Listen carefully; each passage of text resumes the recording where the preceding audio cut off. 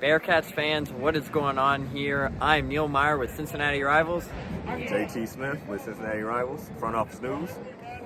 And we are recapping the Bearcats' 31-24 loss to West Virginia here at Nippert Stadium this afternoon.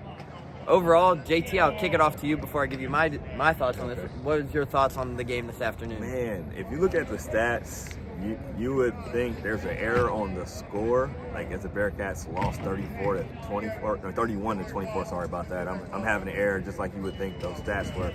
But the Bearcats held, West Virginia to 250 total yards. Yes, not stuttering, not wrong. 250 total yards. They only had 9 first downs. But when you lose a turnover battle 3-1 and you donate 14 points, 17, but you donate 14 that the defense didn't get on the field. Like, the one, they stopped into a field goal. So, you donate the 14, essentially 17, and it's a game you lose by 7 when you dominate them by over 20 yards.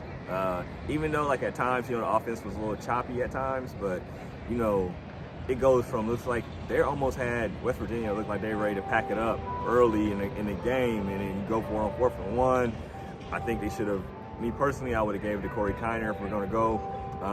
Brendan Sorsby throws that pick 6, and from there on, it was the Bearcats trying to cut, the momentum had switched, and then, West Virginia was on fire. They started believing, they're making plays, no busted coverages, and everybody coming to this game knows West Virginia has one of the worst secondaries in, D1 college football right now.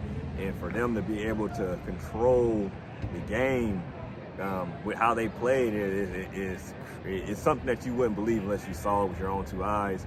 And if you look at the stat sheet, it doesn't add up if you take away the turnovers. So, Neil, what did you see today? Yeah, overall, like JT mentioned, the turnovers really hurt Cincinnati this afternoon. Obviously, you get the pick 6 there on Brendan Sorsby on a play that was 4th and 1.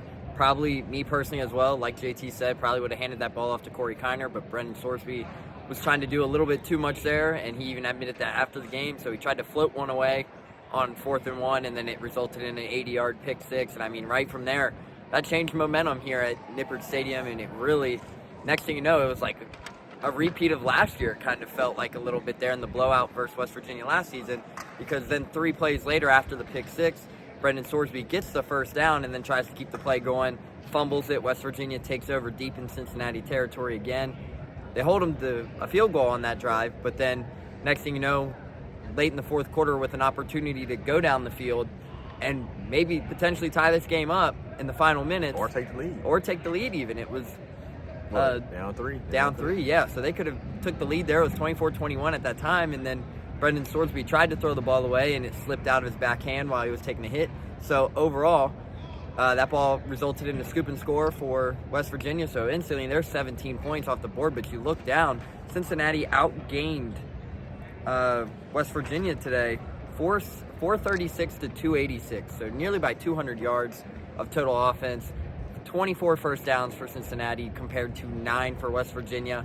And the story of this was Cincinnati stopped the run. Yeah. They did a great job stopping the run. Jared Bartlett had a massive day versus his former team and gave a big halftime speech, apparently, according to Dante Corleone and Logan Wilson. That really sparked the momentum in the second half. But overall, Cincinnati's defense put them in position to win this ball game. Yeah. But just a few mishaps on the offensive side really kind of swung this thing in West Virginia's favor. But for Cincinnati, it's now going to be an uphill battle to find bowl eligibility. Obviously, you go on the road. You have Tyson Veit's return to Ames next week versus Iowa State, who will be a top 25 team. And then you have to go on the road the following week to Kansas State, who will presumably be another top 25 opponent, before you welcome in TCU for the final 3 stretch. So, like Cincinnati, I mean, they have the hardest final month of the season compared to anybody in the Big 12. So it's going to be an uphill battle to continue to play for that bowl game, but hopefully they can find a way to get the job done. But overall, I think today was a big missed opportunity for Cincinnati, and this was a game you're going to look back on towards the end of the season and say, hey, we should have had this game here at Nippert Stadium. Yeah, for sure. That's kind of been a story of their season. Unlike last year, they haven't gotten manhandled in any of their games and any of their losses. But this year, you know, they're sticking around. Like in this game, like it was about to get out of hand, they got a big interception by Logan Wilson, and they kept fighting. You get the big play by Evan Pryor. But it's just like, you know, this was a game, when you watched it, you see what's the better team. And, you know, people might say, I'm talking outside of my neck, but if you watch the game, you see what's the better team, and they just kind of, you know, those mishaps, you know, end up biting them in the backside. And then at the end of the season, if they're not bowl eligible, or if they don't get the bowl that they want, you'll look back at this game and say, this is a game you had to have, and they donated it to West Virginia. Now West Virginia is the one with the momentum, 4-2 in the Big 12, when the Bearcats could have been them. And a game that potentially saved Neil Brown's job. Yeah, for sure. At the end of the season. Now it gets a little tougher, and now the pressure's on you, because you know you're on a 2-game losing streak. You know, you go on the road against one of the arguably the best team in the Big 12. It's a lot of pressure.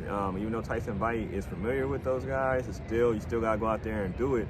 And, you know, the thing is finishing. You know, the Bearcats have lost a couple of games, especially at home, where they've donated the victory. You know, Pitt, even though Pitt's a top 25 team, I still think, after losing by a lot last week, it's a game that the Bearcats should have given them their first loss. And as well as West Virginia, those 2 games they will have circled. It keeps coming back, and hopefully they can be bowl eligible. And people might not talk about it as much, but those 2 games are the ones that, if we kind of highlight this season, you'll look back and be like, man, you let them off the hook. So that's it for this part. Unless, Neil, you got anything else you want to add to this? No, I'm all good. Cool. So I'll have the recap up on the Front Office News site, Cincinnati Rivals. We were able to talk to Coach Satterfield, you know, Brendan Swordsby, Dante Corleone, Evan Pryor, and Logan Wilson. That'll be uploaded, you know, on our YouTube page and onto the site. So make sure you check that out.